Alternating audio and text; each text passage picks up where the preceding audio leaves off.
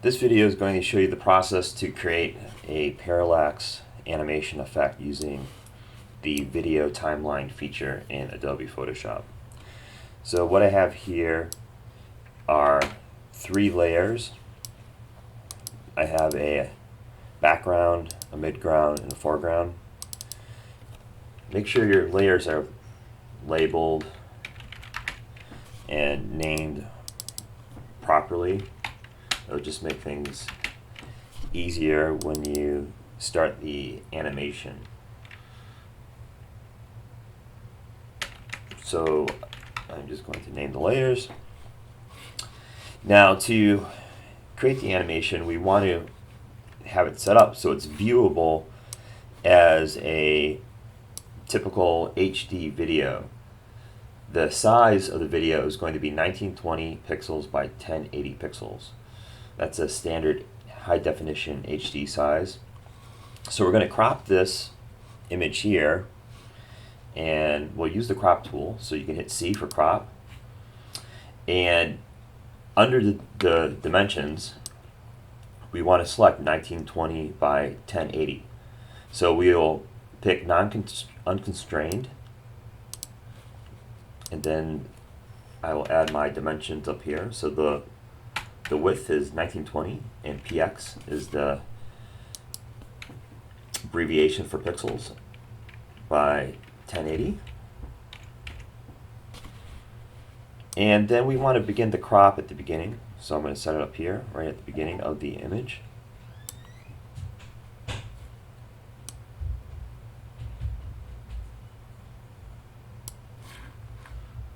And then double click.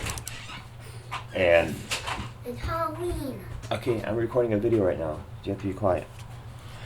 So when we crop this, one thing we want to make sure of is that delete crop pixels is turned off.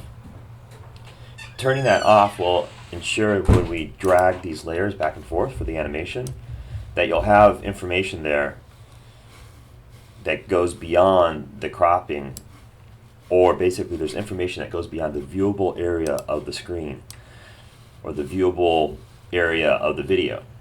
So that's important to have that little check mark unchecked for delete crop pixels. You want to make sure that's unchecked. So once we have it set up in the size we want, 1920 by 1080, we're going to start the animation. So to start the animation, we're going to go into Window, Timeline, and this brings up the Timeline panel in Photoshop. Now, when you open this up for the first time, you're not going to see much. There's only going to be this button in the middle and a drop-down. The drop-down will let you choose the type of animation. So we're doing video, so we're going to click on video.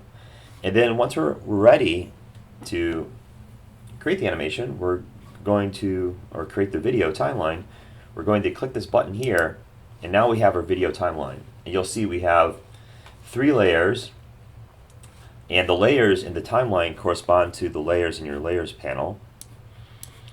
And you have this blue triangle with the red line, that's your time scrubber. You have a Playbar up here. The units of time are in frames, so we have frames going across. It is set up at 30 frames per second, so we can see that down here. So this is 30 frames per second is typical for video. Animation is usually 24 frames per second, but that will work for what we're doing.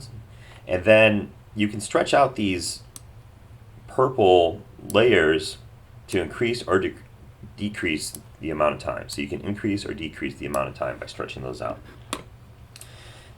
Now each one of these opens up, so you can open up background, foreground, and midground. And you have some attributes here to play with. The attributes that you can animate along this timeline are position, opacity, and style.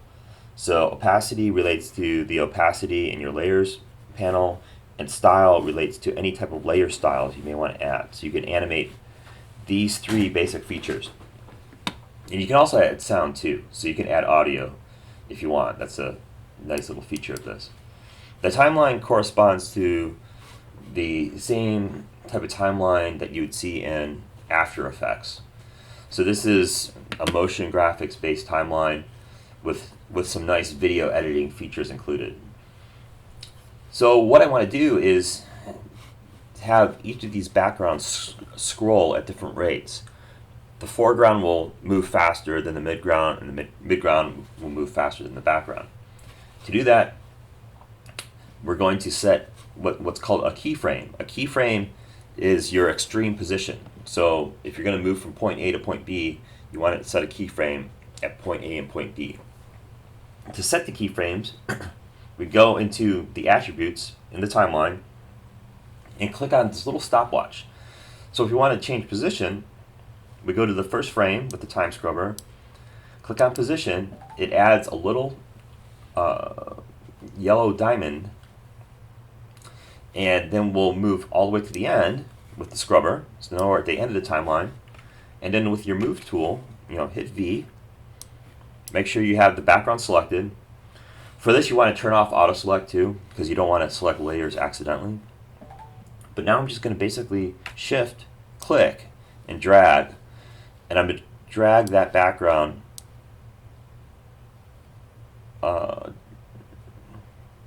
not all the way to the end, but just a little bit. Now the moment that I drag, I get a little triangle at the end of the timeline to indicate that now there is another keyframe set, and now I have motion. And if I scrub, you can see that motion. I'm going to do the same thing for the midground. So go to the beginning, click position, you get a keyframe, drag the scrubber to the end, and then I'm going to move the witches.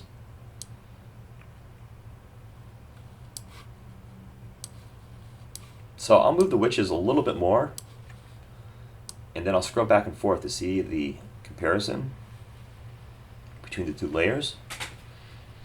Now, it looks like my clouds are moving a little bit too fast. So what I'll do is I'll go back to the first layer in the timeline editor for the background, scrub all the way to the end to that last keyframe, click on the last keyframe, and then change the motion of the clouds so they're not scrolling as much.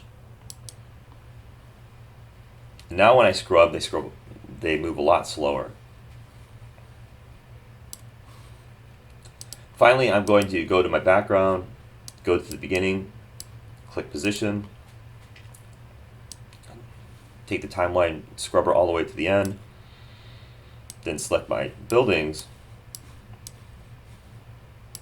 and move the buildings to full length.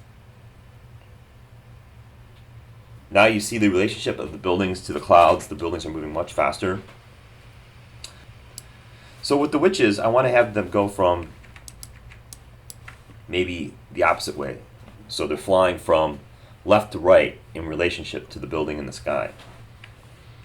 So I'm going to go to the first keyframe, drag the witches all the way out,